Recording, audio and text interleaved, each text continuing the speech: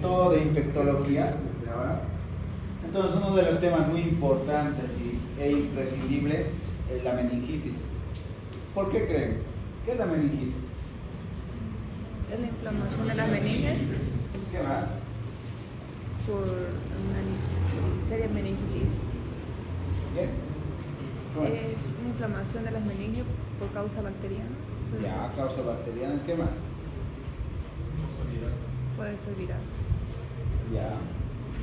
Es una patología que tiene alta emergencia, ¿no? ¿Por qué tiene alta emergencia esta patología? Porque si ustedes no pueden diagnosticar o no diagnostican de manera correcta, lo que va a pasar con el paciente va a tener una alta tasa de mortalidad. ¿Qué quiero decir con esto? Que el paciente a los 2 días, a las 24 horas, a 48 horas, ya va a fallecer ese paciente, ¿no? O le va a dejar secuelas que van a perdurar por toda su vida, ¿ya? Entonces, si ustedes no hacen el manejo, si no hacen el diagnóstico y si no sospechan de lo que es la meningitis, el paciente va a fallecer. Y no solo eso, es de notificación inmediata a las autoridades. ¿Por qué? Porque por la urgencia y por la emergencia que se requiere, ¿no? Cualquier paciente con meningitis que ustedes diagnostican, se tiene que dar parte a todo lo que es el sistema de salud. ¿Para qué? Para que todos los que están en contacto con esa persona sean o reciban tratamiento profiláctico. ¿Ya? Entonces vamos a decir qué es la meningitis. ¿Qué es la meningitis? Es un proceso inflamatorio de las leptomeninges. ¿Cuáles son las leptomeninges? ¿Cómo es? ¿Cuántos meninges tenemos? ¿Cuáles son? Vía madre y aracnoides. ¿Y cuáles son las leptomeninges? ¿Cuáles son los que pertenecen? La vía madre y la aracnoides, ¿no? La paquimeninge es la dura madre, ¿ya? Entonces no está inflamado eso, pero sí el resto. Y tenemos que diferenciar de una encefalitis. ¿Por qué se diferencia de una encefalitis? Porque es un proceso inflamatorio del parénquima cerebral, ¿no? Que está asociada a una clínica de disfunción, está asociada a una alteración en lo que es el sensorio, en el estado de la conciencia del paciente, ¿ya? Eso es la diferencia. En cambio, en esto, en la meningitis, va a estar asociado a la inflamación de lo que son las meninges. Entonces aquí vemos la capa de la dura madre, porque está feo el color, ¿no? El látar, ¿no? Viejito ya debe ser. Aquí vemos la dura madre, ¿no? La aracnoides y la pía madre. Lo que está inflamado es la aracnoides y la pía madre, chicos. ¿Ya? Pregunta de examen, cada vez les preguntan eso, ¿no? Eso es la leptomeninge. Y la paquimeninge es solo la dura madre. Entonces, es un proceso inflamatorio, ¿no? La meningitis es una emergencia neurológica y se debe tratar de una condición potencialmente grave, ¿no? Todos los pacientes que tienen meningitis, está feo, ¿no? No se lee. Epidemiológicamente hablando, la meningitis es una enfermedad universal, ¿ya? Que se presenta en todo el mundo. Pero si se presenta en todo el mundo, hay un corredero, el corredero naranja se dice. Son donde las enfermedades o donde las patologías están más frecuentes. ¿Como qué lugares? África, ¿no? Ecuador en Latinoamérica, parte de Brasil, ¿no? Y Bolivia, antes de lo que es la era de la vacuna, ¿no? Antes la pre-vacunal, teníamos bastante tasa de incidencia de meningitis. Pero actualmente está bajando, ¿no? Por las vacunas, por la inmunización a los pacientes. ¿Qué más? Se da generalmente, ¿en qué pacientes? En pacientes que están inmunodeprimidos, ¿no? O su sistema inmunológico no está maduro. ¿Como cuáles? Como los niños. Por eso es muy importante saber de este tipo de patologías. ¿Por qué? Porque va a afectar de mayor proporción a lo que es la edad escolar y niños, ¿no? Ausencia de esquema de vacunación en esos pacientes que no tienen vacuna, que están actualmente los no vacunados, que dicen que les trae otro tipo de patologías. Este tipo de patologías son los que les van a matar. ¿Por qué? Porque no les están colocando las vacunas necesarias, ¿no? condiciones independientes de lo que es el estado. Esas son las condiciones que dependen de lo que es el estado del paciente. En condiciones que no dependen del estado del paciente es defectos del sistema del complejo. Ella tiene una patología el paciente, la disfunción esplénica, las fístulas en el líquido cefalorraquídeo e implantes cocleares que te pueden dar lo que es la meningitis también, que no depende de la inmunidad de lo que es el paciente ni del estado de la vacuna de lo que es el paciente. ¿No? Por lo general se da en una mayor proporción en pacientes de 1 a 5 años, ¿no? La primera ¿qué se llama? La primera etapa se da en pacientes que tienen menores de 1 año y la segunda condición en pacientes mayores de 5 años. En esa edad, en esos grupos etarios podemos tener lo que es la meningitis. ¿Cuál es el agente causal de la meningitis? Antiguamente, antes de la era de la vacuna, era el Haemophilus influenzae, en un 80%. ¿Qué quiero decir? De 10 niños que enfermaban con meningitis, 8 niños se enfermaban por el Haemophilus influenzae, tipo B. ¿Y cuál es la vacuna que han colocado? Ustedes ya se ven el país. La pentavalente. A los 2 meses, 4 meses, 6 meses, a los 18 meses y a los 4 años. Esos son los refuerzos, ¿no? Los últimos 2. Entonces, la meningitis se puede producir por causas etiológicas como virus, bacterias, parásitos, micobacterias y hongos, ¿no? Si hablamos de los virus,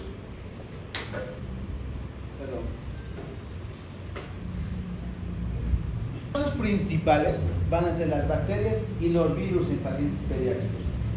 ¿Qué virus van a producir lo que es la meningitis viral? ¿Qué virus creen que son los que producen mayormente?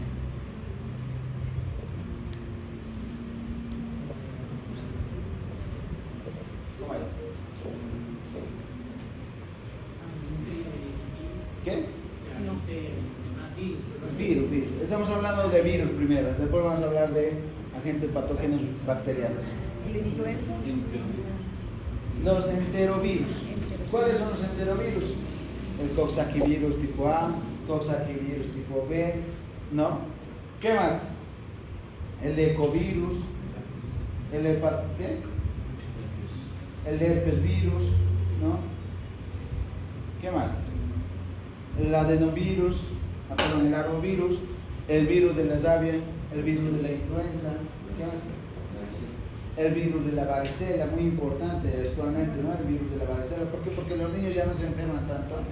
Entonces, cuando el paciente a los 10 o 9 o un poquito más se enferma de varicela, tiene esta predisponibilidad de causar, ¿no? Con una meningitis. ¿Qué más? El virus de lo que es el herpesvirus.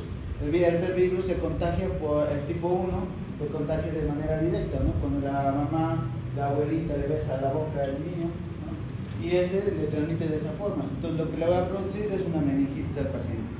Las meningitis virales se producen 10 a 20 por cada 100.000 pacientes que van a ser atendidos o diagnosticados, ¿ya? La incidencia, el primer pico de la meningitis viral es a menores de 1 año. El segundo pico que vamos a encontrar es entre los 5 años, ¿no? Este virus, como ya hemos dicho, es los virus, la principal causa son los enterovirus. Entonces, estos enterovirus van a estar predisponibles en qué periodos de la edad de las 4 estaciones, en lo que es verano, otoño, ¿no? Porque en verano y otoño se enferman los niños de enterovirus en la mayoría de los casos, ¿ya? ¿Qué más? Se caracteriza porque van a presentar lo que es una pleocitosis y ausencia de microorganismos en la tinción de grano. ¿Qué quiero decir? Cuando le hagan cultivo en estos pacientes, por lo general no sale ningún tipo de resultado o sale negativo, ¿no? Entonces, ¿cómo pensaríamos que este paciente se ha enfermado por meningitis? Por los antecedentes, ¿ya? Por ejemplo, si la mamá estaba cursando o ha cursado últimamente con una herpes labial, ¿no? Y lo ha besado al niño, entonces, ¿cuál sería el agente etiológico más probable? El virus del herpes, ¿no? Entonces, si lo ha mordido en el peso, por ejemplo, y viene el paciente con toda la clínica de encefalitis o viene con todo lo que es la clínica de meningitis, quién estaríamos pensando? En virus de la rabia. ¿Ya? Entonces, el diagnóstico inclusive se realiza por el agente posible causal que tenga. Entonces ahí vemos los virus que vamos a tener en mayor predisposición y los virus que vamos a encontrar. Los enterovirus, el poliovirus, el coxsackievirus, el ecovirus, el enterovirus 68, 71 te pueden causar lo que es la meningitis, ¿no? Posteriormente los parahechovirus, que no es muy frecuente, ¿no? En nuestro medio inclusive, ¿ya? El herpesvirus, por la educación a los pacientes, que ya se les ha dicho que no se puede besar, no pueden utilizar los mismos utensilios que el niño, está bajando lo que es la incidencia, ¿no? Entonces, los herpesvirus son responsables del 85% de la meningitis viral y puede ser grave en un neonato o inmunocomprometidos, ¿no? El virus del coxsackievirus tipo A7, el virus del coxsackievirus 62 están asociados a una parálisis flácida aguda de los pacientes. ¿Cómo se contagia esto? Vía digestiva, ¿no? El niño estornuda, al paciente que tiene este virus estornuda y va a ingresar a lo que es el organismo. ¿Ya? Vamos a ver un poquito de lo que es la patología.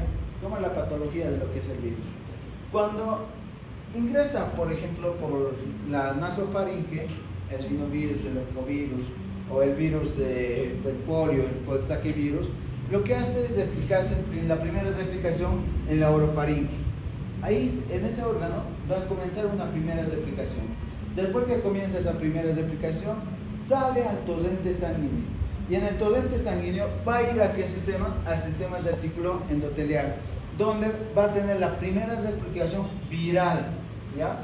Esta es la primera replicación viral, atraviesa lo que es el torrente sanguíneo. En esta primera replicación viral que se da en todos los órganos retículo-endoteliales, lo que va a hacer es salir de estos órganos y puede llegar directamente hasta lo que es la meninge, ¿no? Una de las causas.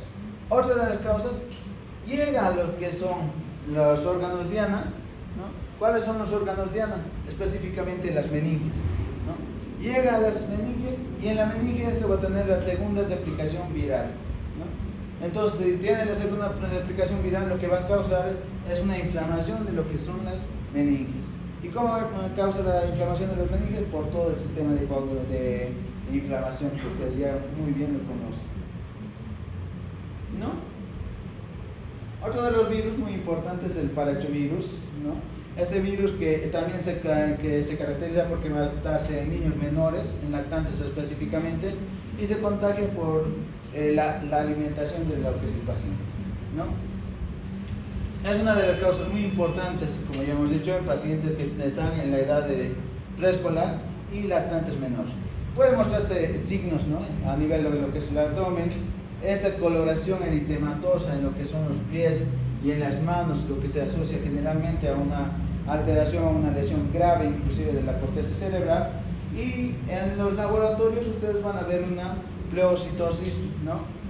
Ausente o casi mínima. Esa es la diferencia. En la mayoría de los casos, en los casos virales, hay pleocitosis, pero en este caso no. Las tasas más altas son en junio y octubre. Esto de los arbovirus no vamos a hablar mucho. Vamos a hablar de lo que es el herpes viridal. El herpes viridal, como ustedes saben, hay dos tipos de herpes virus, el herpes virus tipo 1 y el herpes tipo 2. El herpes virus tipo 1 se da por el contacto directo de lo que es la vía oral, ¿no? Y el herpes virus tipo 2 se da por contacto de vía sexual, ¿no? Es muy diferente a lo que se produce lo que es el virus tipo 1. En países subdesarrollados casi se presenta un 60 o un 70%. ¿Ya por qué? Por la falta de educación, ¿no? Esto se contagia generalmente porque utilizamos el mismo utensilio, como les he dicho y les reitero nuevamente, la mamá, el hermanito o cualquier otro niño ya le está besando al niño, ¿no? Entonces, si tiene este virus, le contagia directamente. Ahora, el herpes virus tipo 2 se adquiere por un contacto sexual. ¿Y cómo se transmite al niño? De forma vertical, ¿no? La mamá se enferma, el niño puede adquirir lo que es el virus de lo que es el herpes simple tipo 2, ¿no? La tasa de infección aproximadamente de un 30 a 50%. Lo característico de este virus es que sigue un complejo de lo que es la meningitis de Moyaret. ¿Qué es la meningitis de Moyarel? La meningitis de Moyarel es una meningitis recurrente, ¿ya? ¿Qué quiero decir con esto? Que el niño va a presentar un cuadro clínico, posterior vamos a hacer el tratamiento, posterior a este cuadro clínico nuevamente produce otro cuadro clínico de meningitis, ¿no? Es reiterativo, ¿ya? Y lo que vamos a encontrar en el líquido, generalmente cuando le vamos a tratar de ver por qué se está dando esta causa, no hay nada, ¿no? En el líquido cefalorraquídeo no vamos a encontrar nada, ¿ya? Lo que sí vamos a encontrar es la sintomatología en los niños. Cuando ya son un poco más grandecitos vamos a encontrar dolor de cabeza, cefaleas, ¿no? Vamos a encontrar fiebre, vamos a encontrar rigidez de lo que es la nuca. Esas son las características y recurrencia. El niño está sanando, nuevamente se enferma. Y el antecedente de la mamá, ¿no? Que ha tenido lo que es el herpes tipo 2 en un momento de lo que es el embarazo. La clínica, ustedes tienen que saber la triada. En la clínica la triada es rigidez de nuca, ¿ya? Fiebres altas, ¿no? Estado mental alterado. Eso es lo que es la clínica, ¿no? Muchas veces es un poco, en los pacientes pediátricos no está, la clínica no es tan sensible, ¿no? No es como decir en un paciente adulto que le está doliendo la cabeza, que tiene fiebre, cefaleas, vómitos, ¿no? En un paciente neonato, por ejemplo, es casi inespecífico lo que es la clínica, ¿ya? ¿Qué quiero decir con inespecífico? Que el paciente lo único que va a hacer es dejar de lactar, ¿no? Se va a tornar irritable, puede presentar vómitos, puede presentar fiebre, ¿no? En un neonato que tiene menor de 18 meses, lo que vamos a ver es, por lo general, lo que es el abombamiento de la fontanela anterior, ¿no? Que puede estar por otras causas también ocurriendo ese abombamiento, ¿no? No es tan dirigido a lo que es la clínica de lo que es la meningitis. En un paciente un poquito más grande, ¿no? Vamos a ver ya la clínica como en los niños, fiebre, cefaleas, vómitos explosivos, ¿no? Que el niño no está teniendo náuseas, directamente empieza a vomitar y vomitar, ¿no? Esos son los vómitos explosivos, que no vienen con un ahora, ¿no? Directamente el niño vomita, esos son vómitos explosivos. ¿Qué más? Sensibilidad a lo que es la luz, ¿no? Los pacientes no toleran lo que es la luz. Peor todavía, vamos a hablar de eso en lo que es la rabia, ¿no? La fotofobia, ¿ya? ¿Qué más? El niño va a estar totalmente somnoliento, nauseoso, en algunos de los casos, irritable, vómitos explosivos, falta de apetito. Un niño que no está lactando, ¿no? Un niño que no tolera la leche, un niño que está vomitando constantemente, siempre se piensa mal. Siempre piensen en meningitis, antes de todo, ¿no? El diagnóstico, les vamos a hablar un poquito más, pero el diagnóstico es más un poco clínico, ¿no? Está combinado con el análisis de lo que es la anamnesis y el líquido cefalorraquídeo. Siempre se pide lo que es el líquido cefalorraquídeo, algún tipo de serología, biopsia cerebral, ¿no? Los signos principales que podemos tener en un paciente ya un poquito más grande, ¿no? Cuando te viene con lo que es la rigidez de nuca. Entonces hay dos signos que van a hacer ustedes, el signo de Kernig y el signo de Brusicki, ¿no? ¿Cómo se realiza el signo de Kernig?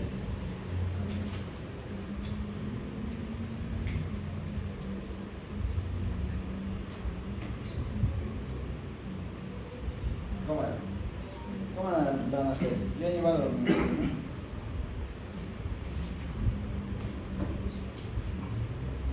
flexión de los pies, ¿ya? Lo que vamos a hacer es una flexión de los pies y el paciente, por la irritabilidad de lo que son las meningitis, va a hacer una flexión automática, ¿no? No es que el paciente quiera hacer esa flexión, es por la irritabilidad de lo que son las leptomeninges.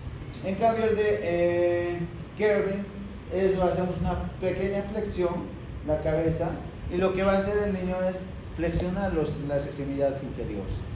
Eso es Kernig y Brusicki, ¿no? Esos son los signos de irritabilidad en el paciente.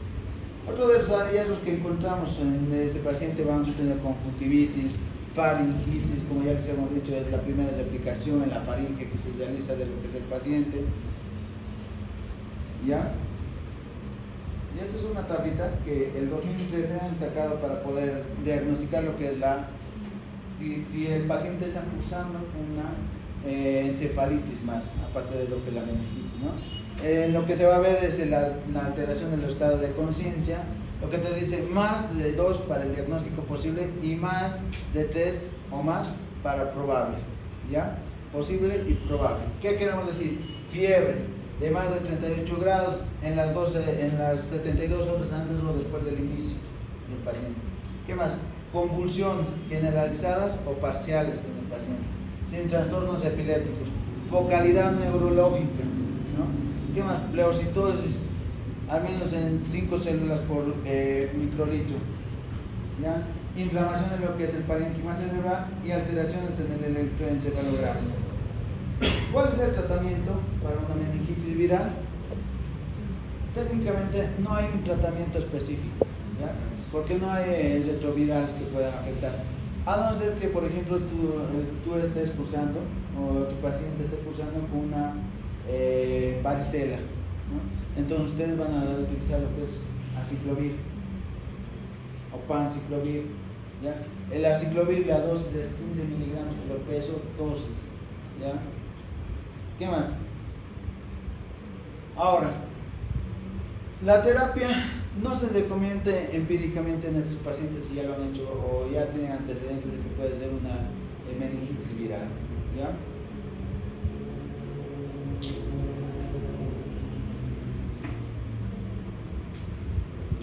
¿Cuál es la prevención?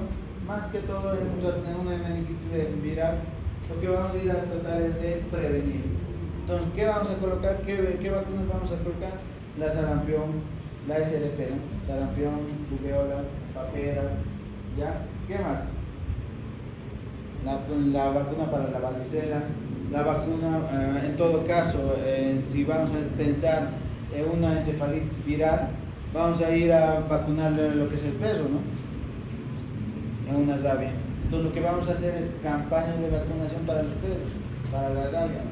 Para que no esté con una tasa muy alta de lo que es esta patología.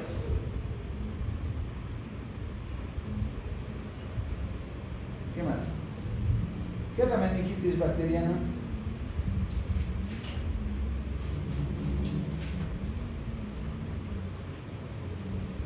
¿Cómo es? Esto sí es grave, ¿no? Esta enfermedad. Es muy altamente grave. ¿Por qué? Porque te va a dejar secuelas en algún momento del paciente. Si no hacemos un tratamiento correcto. Si no te dejas secuelas, este sí te va a matar, ¿no? No como la viral, que puede ser autolimitada en un momento determinado, va a bajar lo que es la viremia y el paciente no va a cursar con otra cosa más, a no ser que curse con algunas lesiones neurológicas que se puede dejar al paciente. Pero sí esta meningitis bacteriana lo que va a hacer es causarte una alta mortalidad, ¿no? Y lo que te va a causar es un aumento de la que es es purulento lo que es la meningitis, causa lo que es infecciones, inflamaciones, ¿no? ¿Ya? ¿Cuáles son los principales agentes patológicos que vamos a tener en esta meningitis bacteriana?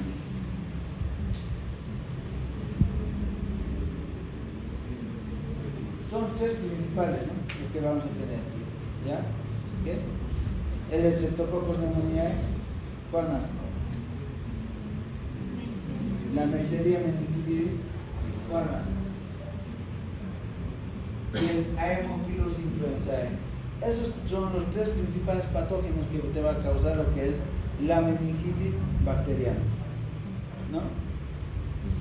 En la época prevacunal, como ya les he dicho, el principal era la Haemophilus influenzae. Pero actualmente por las vacunas, la Haemophilus influenzae ha bajado lo que es su tasa, ¿no? Como podemos ver aquí. Si vemos en esta tablita, en 1978 a 1985, el 48% de los pacientes que a nivel mundial que enfermaban por meningitis era por el Haemophilus influenzae. Pero ¿qué ha pasado? Se ha colocado lo que es la vacuna, se ha hecho un corte en 1986 y posterior a esta vacuna, lo que ha bajado desde un 45% a un 7%. O sea, prácticamente ya no pensamos en una meningitis por Haemophilus influenzae. La listeria monocitógenes, que era otra de las causas, la Neisseria meningitidis. Bueno, la Neisseria meningitidis no tenemos tanto en el país, ¿no? En Bolivia no ha habido un reporte de caso por Neisseria meningitidis. Pero sí en el cinturón naranja, que quiero decir que en África, parte de Ecuador y parte de Brasil, si vemos las zonas más cercanas, se ha presentado lo que es la Neisseria meningitidis. Ha tenido un porcentaje del 20%, ha aumentado obviamente, ¿no?, por la discrepancia de lo que es la Haemophilus influenzae, ha disminuido la Haemophilus influenzae, pero esto ha aumentado por la razón epidemiológica de eso.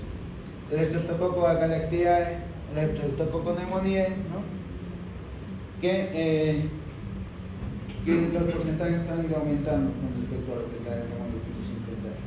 Entonces, la meningitis infecciosa es una infección supurativa aguda, localizada dentro de los espacios subaracnoideos.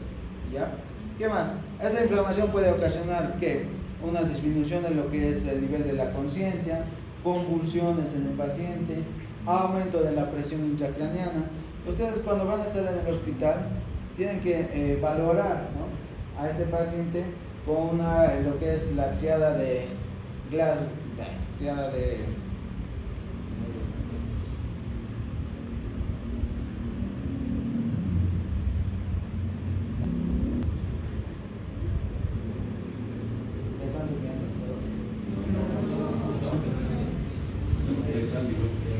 la triada de Cushing, ¿ya?, para ver lo que es la hipertensión endocraniana. ¿Qué se ve en la triada de Cushing?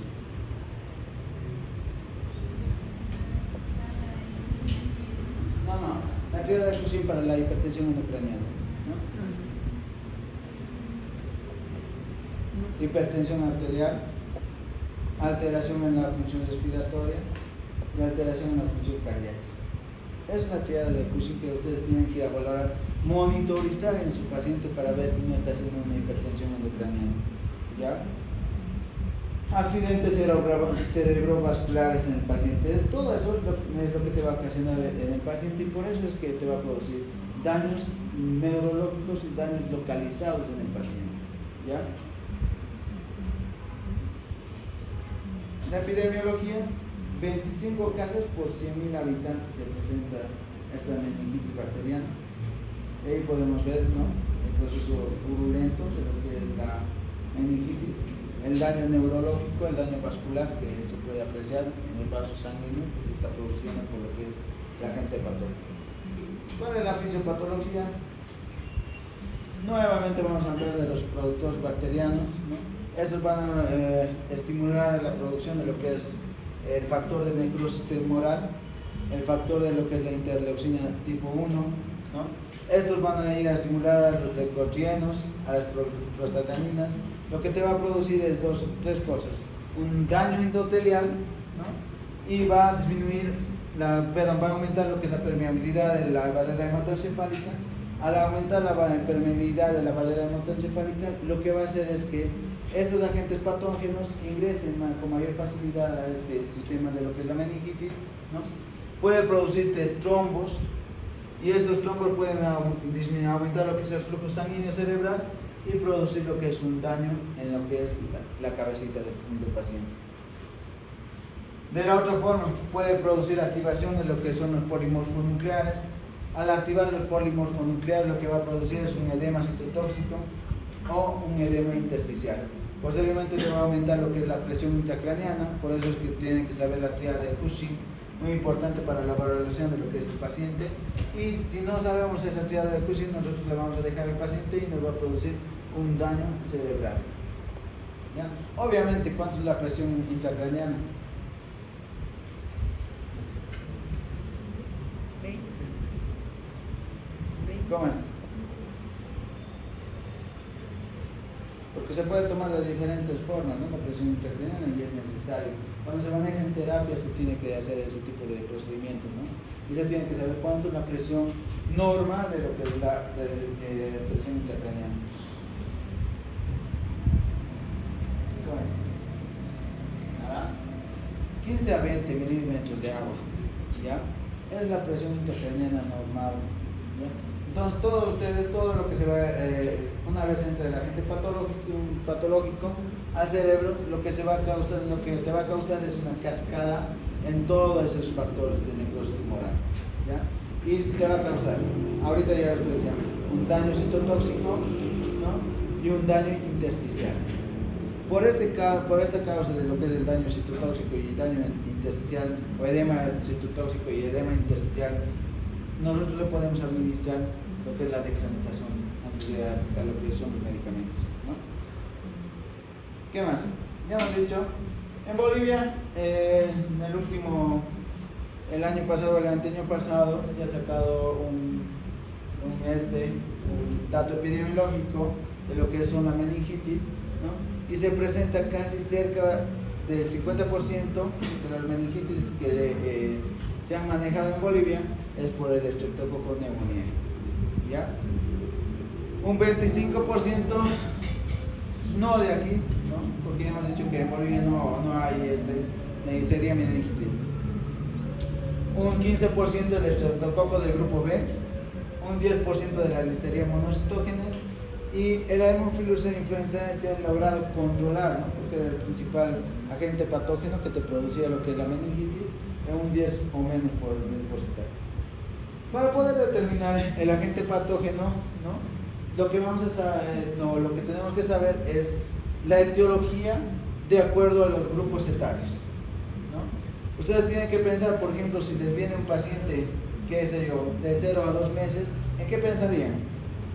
Lo principal, el Streptococcus del grupo B, ¿no? ¿Por qué? Porque el Streptococcus del grupo B se encuentra en la pared vaginal de la mama, y si ha sido por parto, peor todavía, es el principal agente causante de lo que es la meningitis. ¿Ya? Menos frecuente el Staphylococcus aureus, rara vez el Streptococcus pneumoniae, ¿no? En los más comunes, de 0 a 2 meses, tenemos que pensar en la E. coli, por el parto, ¿ya? El más frecuente. ¿Qué más? La Listeria monocytogenes, la Klebsiella, el Enterobacter sp. En no comunes está el Staphylococcus aureus, el Streptococcus coagulasa negativa, la Salmonella, la Pseudomonas aeruginosa. Raro, el Streptococcus pneumoniae, Piógenes, ¿no? Entonces ustedes, para hacer el diagnóstico empírico, tienen que pensar en el grupo etario que se encuentra su paciente, ¿ya? En pacientes de 2 meses a 6 años vamos a encontrar ahí ya más lo que es el Streptococcus pneumoniae, es el principal.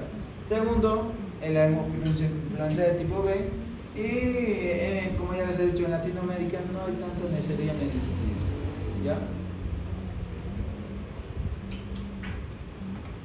Mayores de 6 años, en mayores de 6 años, Streptococcus pneumoniae, no hay donde perderse.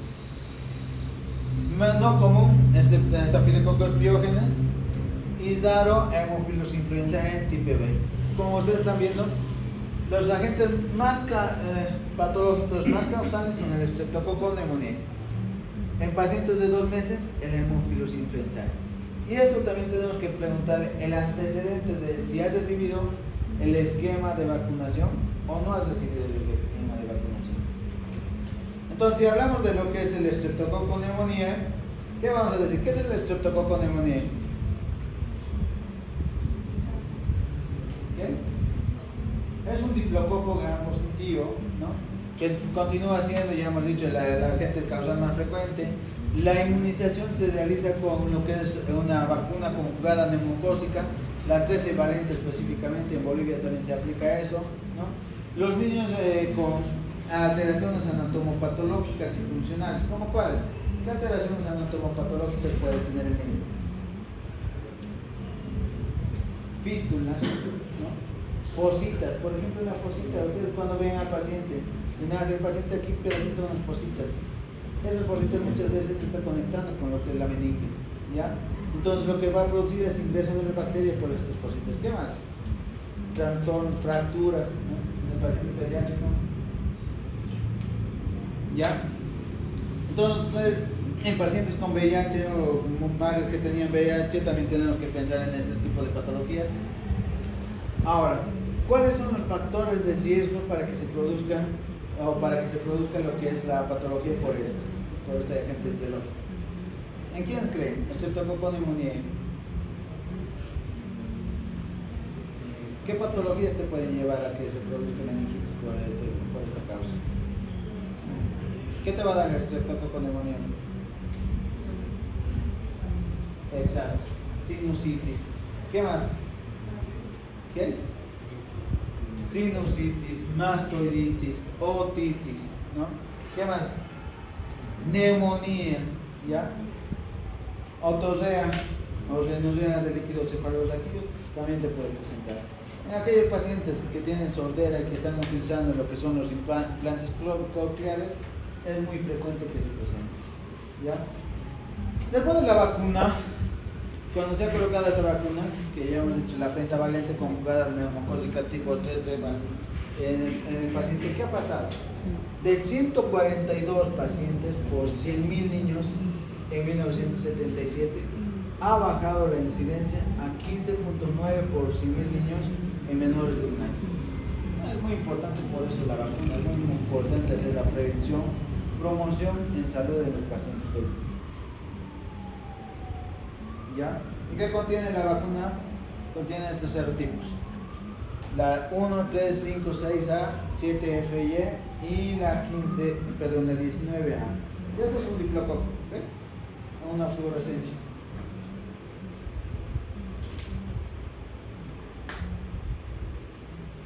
Entonces, ese es el principal agente causal actualmente de lo que es la meningitis. Muy poco probable la Neisseria meningitidis, el meningococo, que esto es inclusive de notificación inmediata, ¿no? Tenemos este diplococo, se tiene que notificar a las autoridades y a las personas que estaban alrededor del paciente o con el paciente, ¿no? Se les tiene que aislar, ¿ya? Es un diplococo gram negativo, encapsulado, existe 6 serotipos aproximadamente. El principal serotipo de estos es el B, ¿no? Es el responsable de la meningitis en los lactantes y campus universitarios principalmente. Los niños se infectan, ¿dónde? En las guarderías específicamente. ¿Ya? Esta es totalmente fulminante, esta patología. ¿Qué quiero decir con fulminante? Que en menos de 24 a 48 horas el paciente va a llegar a fallecer, ¿no? Una de las características muy importantes que tienen que saber ustedes, aparte de toda la sintomatología, es lo que son las petequias y zonas purpúricas. Ahorita les voy a mandar una imagen. Son las petequias y zonas purpúricas. Esto es la Neisseria meningitidis. Aquí están. Es un diplococo gram negativo, ¿ya? Y el otro agente principal, que es el Haemophilus influenzae tipo B. El Haemophilus influenzae tipo B es un cocobacilo gram negativo, pleomórfico, que es frecuentemente en los primeros años de vida y quinto año de vida, ¿no? Tiene una incidencia del 50% aproximadamente en los casos de menores de un año, ¿no? Y en estos pacientes, como ya hemos dicho, se va a presentar en pacientes que no han sido vacunados, ¿ya? No les han colocado la vacunita y en lo principal que vamos a pensar. ¿Cuál es la manifestación clínica de la meningitis?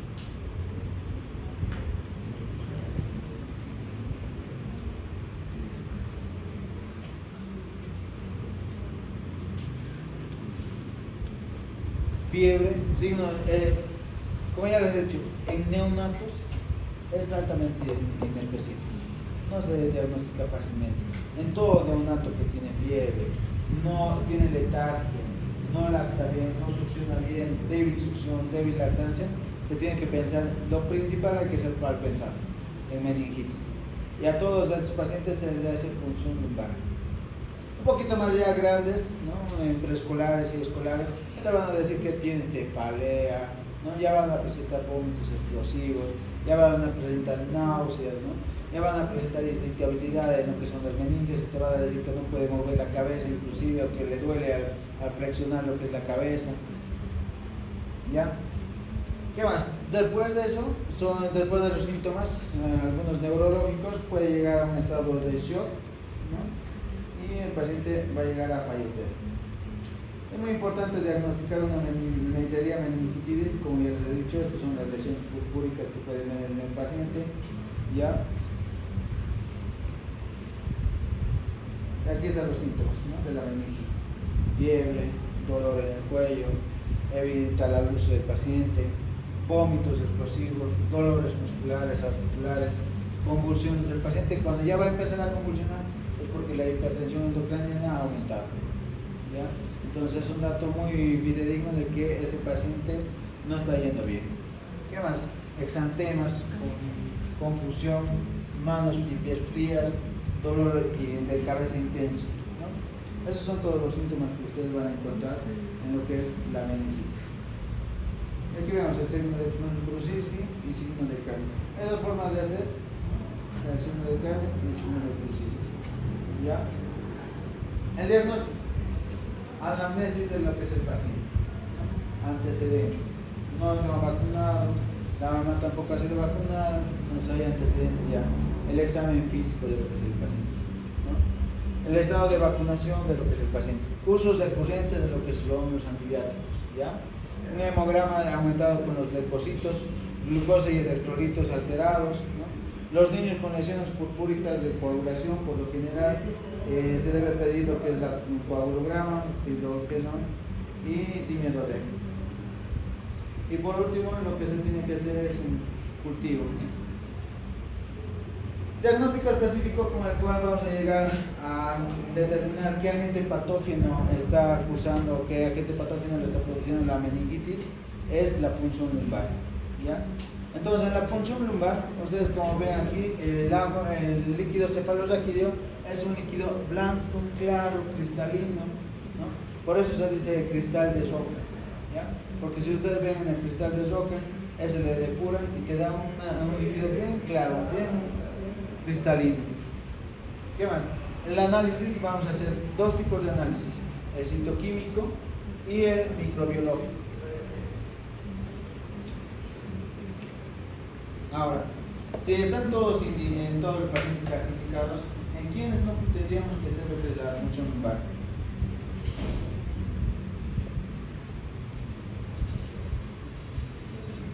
¿Cómo es?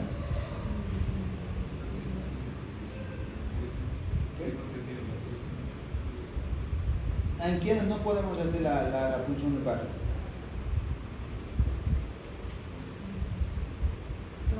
Hipertensión endocrinal, alteraciones en lo que es la coagulación de lo que es el paciente. ¿Qué más? Infecciones en el lugar donde se está realizando lo que es la punción, distrés respiratorio, inestabilidad hemodinámica y anormalidades anatómicas de lo que es la columna espinal. En esos pacientes no podemos hacer lo que es la punción lumbar. En todos los otros pacientes sí.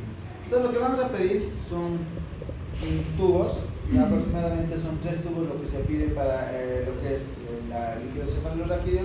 El primer tubo lo que va a hacer es el análisis físico-químico de lo que es el líquido cefalorraquídeo. Entonces, ¿cuál es la característica de un líquido cefalorraquídeo? De rutina, el aspecto, ya les he dicho, cristal de roca, claro, ¿ya? ¿Qué más? Recuentos celulares, ¿no? ¿Cuántas células tiene lo que es el líquido cefalorraquídeo? La glucosa, ¿cuál es el valor normal de lo que es la glucosa en el líquido cefalorraquídeo? En condiciones normales, la glucosagia es mayor al 50% de la glucosa plasmática. Es lo que tienen que ver ustedes, ¿no? En condiciones normales. ¿Cuál es tu glucosa plasmática? 90, 80, 120, dependiendo. Tiene que ser más de esa glucosa plasmática, ¿ya? ¿Qué más? Otras pruebas, la serología, ¿no? Esto es lo que vamos a ver en el primer tubito, ¿ya? ¿Qué vamos a ver? El aspecto, ¿ya? El aspecto normalmente, como ya les he dicho y les reitero nuevamente, es cristal de roca. En los virus no va a alterarse, sigue va a estar cristal de roca. Por eso es que muchas veces se confunde inclusive con una meningitis aséptica, ¿ya? Eso es otra cosa. En las bacterias sí vamos a tener, en las bacterias va a estar totalmente purulento, ¿ya? Y en lo que es en la tuberculosis va a estar santócrito. ¿Qué quiero decir? Que es un poco más color, un poco más plomo ese color, ¿ya? ¿Qué más? Vamos a ir a ver la presión, ¿no? Lo normal, cuando ustedes hacen una punción lumbar, lo normal es que gotee, va goteando, no sale a presionar, no sale a chorro, ¿ya? Entonces esa presión cuando tú le haces la punción y sale como goteando poquito a poco, está en una presión de 50 a 80 milímetros de agua, ¿ya? Esa es la presión que maneja. En los virus no aumenta mucho, ¿no? 80 a 150, pero en las meningitis bacterianas, ¿no? Y en la meningitis de la tuberculosa va a estar elevado, pero todavía en la tuberculosis ustedes le hacen una punción y va a salir no a gotitas como tienen que. ¿Alguna vez han visto la punción lumbar? Toda la noche han estudiado, todos están de sueño. ¿De qué tienen examen?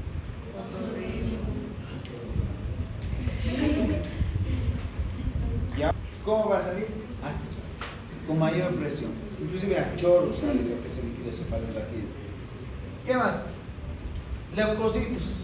Esto es lo que se ve en el recuento celular. Leucocitos, lo normal es menos de 5 leucocitos en el líquido cefalorraquídeo. En un paciente con virus vamos a tener entre 10 a 500 células, ¿ya? En una bacteria mayor a 1000, ¿no? Y en una tuberculosis de 50 a 500 leucocitos por campo. ¿Qué más vamos a ver? La glucosa. La glucosa hemos dicho el 50%, 75% de lo que es la glucosa normal. La glucosa basal va a estar más aumentada, ¿ya?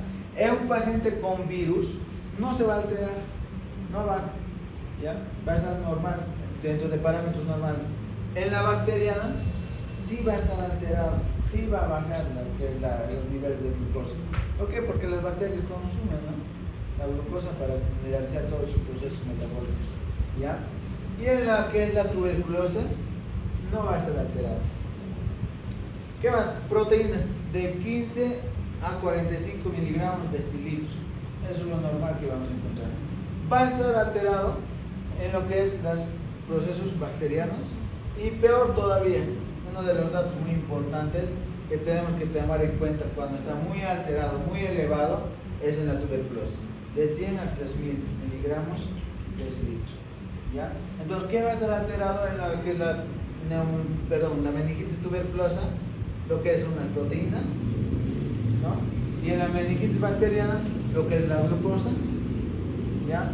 Y en lo que son las meningitis virales, técnicamente no tienen ninguna alteración de lo que es todo lo que nosotros vamos a ver en el paciente, ¿ya? El segundo tubo que ustedes le van a sacar, le van a tomar, es el tubo del diagnóstico microbiológico.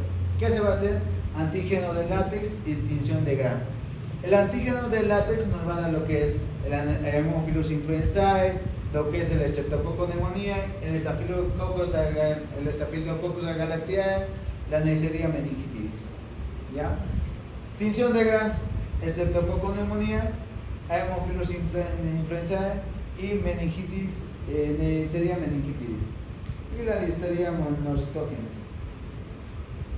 ¿Cuándo se debe repetir lo que es el líquido cefalorraquídeo? Ustedes lo han tomado a su paciente porque es el primer contacto, y como son la clínica inespecífica, siempre se empieza a pensar mal y se toma punción lumbar. Inclusive en Argentina se les toma a todos los recién nacidos que están somnolientos, letárgicos y que tienen fiebre, ¿ya? ¿Qué más? Recomendaciones para la repetición. A todos los neonatos. Todo neonato que no esté mejorando con el antibiótico que nosotros hemos comenzado, el antibiótico empírico, se le debe colocar, se le debe hacer nuevamente la punción lumbar. ¿Quién es más? Meningitis causada por Streptococcus pneumoniae resistente. Si este Streptococcus pneumoniae a las 24 horas, a 36 horas, nuevamente le tenemos que tomar la punción para ver si no está haciendo resistencia al otro antibiótico. ¿Qué más? Meningitis causadas por bacilos gram negativos entéricos, ¿no? No mejora tu paciente con el tratamiento a las 24 a 36 horas de iniciado un antibiótico empírico, se le debe tomar nuevamente lo que es el líquido cefalorraquídeo. Fiebre prolongada, ustedes no pueden manejar lo que es la fiebre, se le debe tomar el líquido cefalorraquídeo. Meningitis recurrente. ¿Qué más? Aparte de lo que es la punción lumbar, ¿no?, para hacer el diagnóstico de la meningitis, se hace hace la tomografía axial computarizada.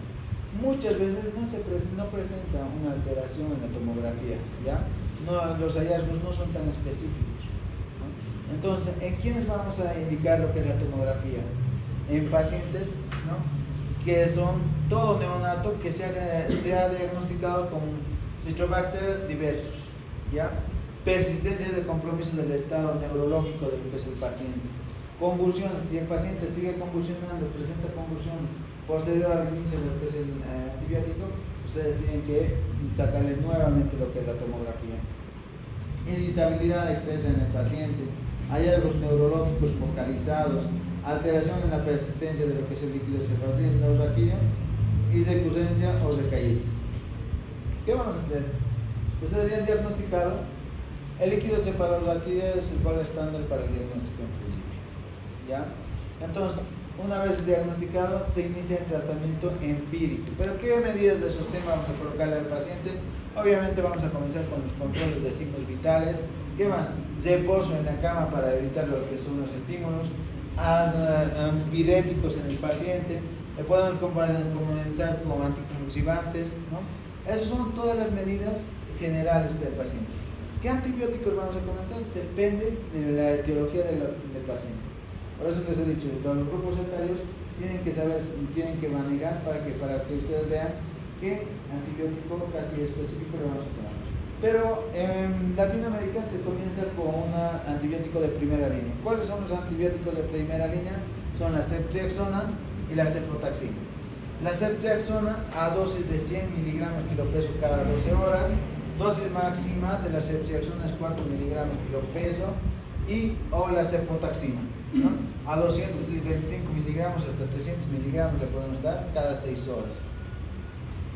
Si hemos sacado la punción lumbar, en el líquido cefalorraquídeo han encontrado lo que es el Streptococcus pneumoniae, lo que se tiene que hacer es aumentarle o agregarle lo que es la vancomicina, ¿ya? Entonces debe dar cefotaxima más vancomicina al paciente.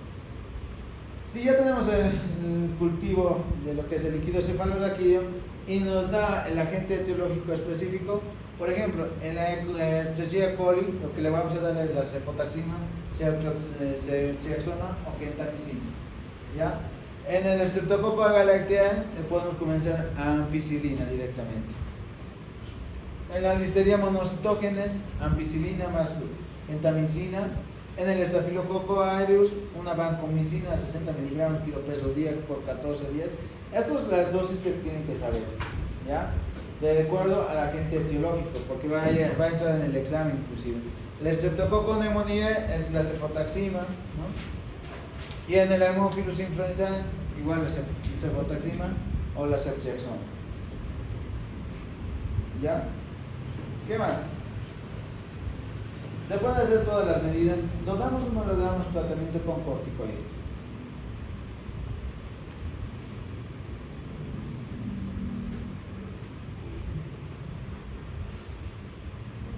¿No? ¿Cómo es? Sí. Infección bacteriana. ¿Cómo es? No hay inflamación.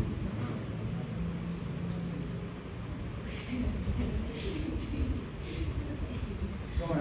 ¿Lo das o no lo das? Depende del caso. Si te va a causar un edema citotóxico, si te va a causar un edema vasogénico, ya se le da dexametasona. ¿Cuándo le vamos a dar dexametasona? 0.6 miligramos por peso día, cada 6 horas aproximadamente. Administrar 30 minutos antes de lo que es el antibiótico. ¿Por qué? Porque si le vamos a dar el antibiótico antes de lo que es la dexametasona, lo que va a ocasionar es una reacción inflamatoria más por la muerte celular, ¿ya? O por la muerte bacteriana, ¿ya? Entonces lo que vamos a tratar de evitar dándole lo que es la dexametasona es esta reacción. Pero ¿qué te va a pasar si le das dexametasona? Otra reacción adversa. ¿Cómo cuál?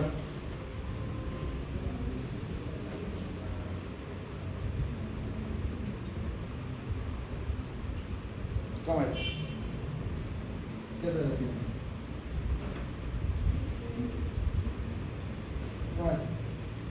fiebre constante, hipertermia. Y hasta le puede llevar, de acuerdo a algunos estudios, hasta hipertermia maligna, ¿no? Entonces, es riesgo-beneficio en la utilización de lo que es para el paciente, ¿ya? Le das antibióticos sin dexametasona, igual le puedes producir un aumento de lo que es la sensibilidad e hiperreactividad, ¿ya? No le das, le puede causar lo que es, o pero le das, le puede causar lo que es una fiebre. ¿Qué es con cualquier antibiótico? ¿Qué?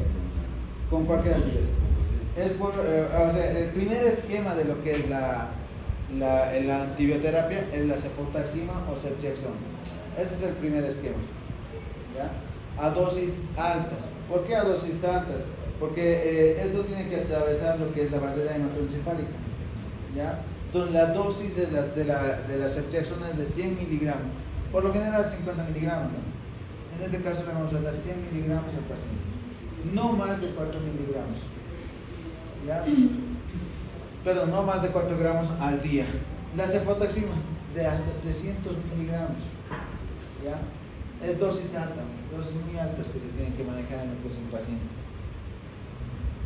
Y ahí está lo que es el este. Ahora, ¿le damos mannitol o no le damos mannitol? Sí, eso es para bajar la presión, ¿no? Ya le damos mannitol, ¿ya? ¿Cuál es la dosis del mannitol? 1 gramo kilogramo de dosis. Cada 20 minutos lo podemos dar a 30 minutos.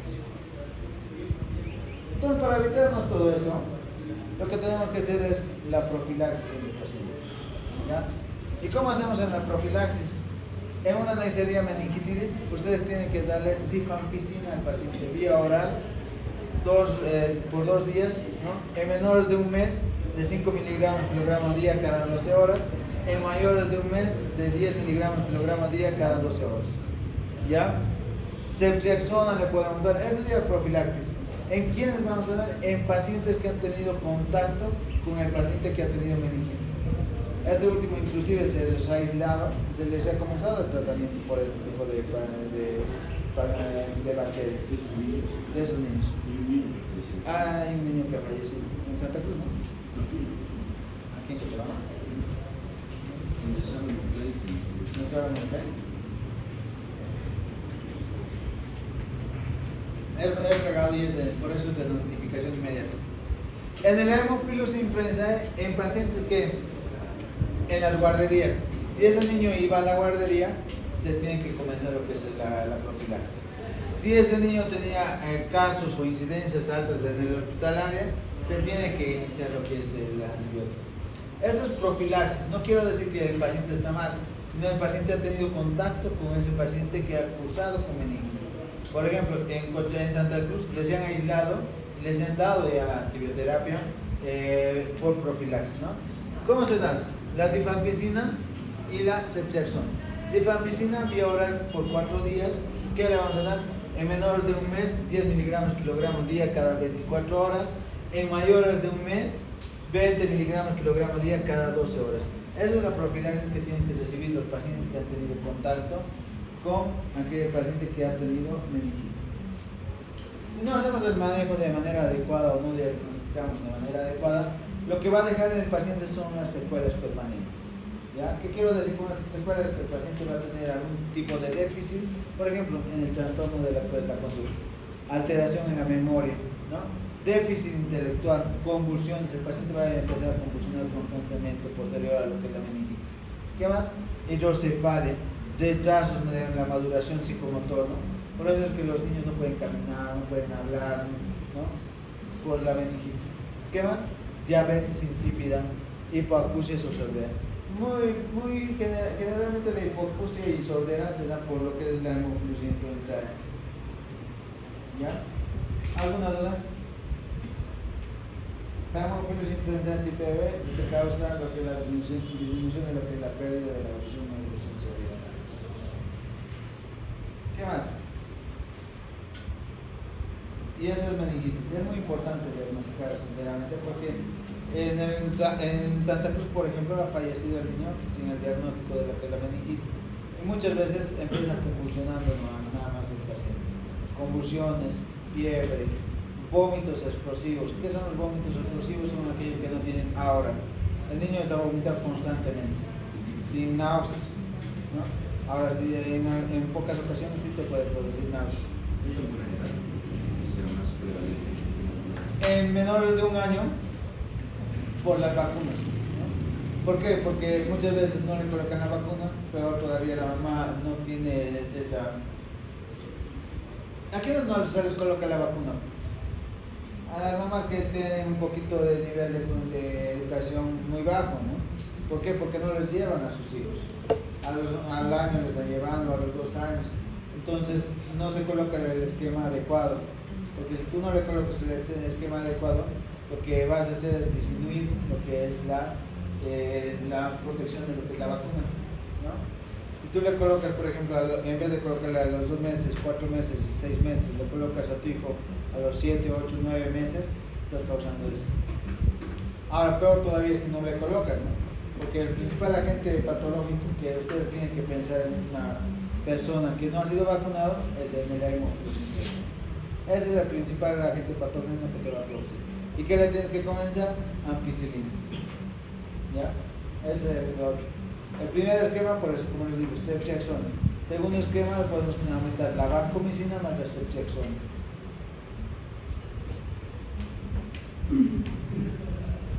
Y la punción lumbar. Tienen que saber que estas son las características normales y patológicas de lo que es el paciente. Porque eso es lo que van a pedir, ¿ya? En un análisis físico de lo que es el líquido cefalorraquídeo. Y les va a dar todos estos datos. Y ustedes tienen que determinar si es bacteriano, es viral. Bacteriano, por lo general siempre la glucosa va a estar baja, por el consumo de las bacterias de la glucosa, ¿no? ¿En qué pensaríamos tuberculosis? Antecedentes del paciente que tiene tuberculosis. La mamá, el papá. Hablamos más de antecedentes. Y si sale en el líquido cefalorraquídeo, lo que son proteínas elevadas, porque eso es lo que te causa la tuberculosis, ustedes estarían pensando en ese meningitis por tuberculosis. ¿Qué más? Lo que tienen que saber es esto y esto. ¿Qué le van a pedir? Análisis microbiológico, ¿no? En el análisis microbiológico, la tinción de Gram es muy importante, como han visto. Las tinciones te van a dar marcadores de cómo está la bacteria o cuál es la bacteria principal que está produciendo. Y aquí me faltaba el cultivo, ¿no? El cultivo muy necesario para saber qué agente patógeno es frecuente de este paciente o esta producción por el paciente. Manejo de líquidos. Técnicamente lo que se hace es el manejo de la hipertensión endocraniana. ¿Y cómo manejamos la hipertensión craneana? Hemos dicho con solución hipertónica. ¿Podemos darle solución hipertónica? Sí, podemos darle. Podemos darle manitol. Ahora, ¿cuál es mejor? Hay discusiones también, ¿no? De utilizar manitol o solución hipertónica. Riesgo-beneficio. El manitol te puede llevar a una depresión vascular. La hipertensión endocraniana te puede producir más daños neurológicos. ¿Qué le colocas? ¿O qué hacen? Valora, ¿no? O lo coloco solución hipertónica o lo coloco manitol. No hay, por eso es una discusión en eso. Después sí o sí se le coloca dexametasona, eso para evitar que tenga una hiperreactividad a lo que es el medicamento. ¿Por qué? Porque le colocamos antibiótico y lo que hace es destrozar a las bacterias. Esta destrucción de lo que son las bacterias te va a producir una hiperinflamación, inclusive, a nivel neurológico y te va a producir un daño. Y eso es lo que tratamos de evitar 30 minutos antes, colocándole la dexametasona.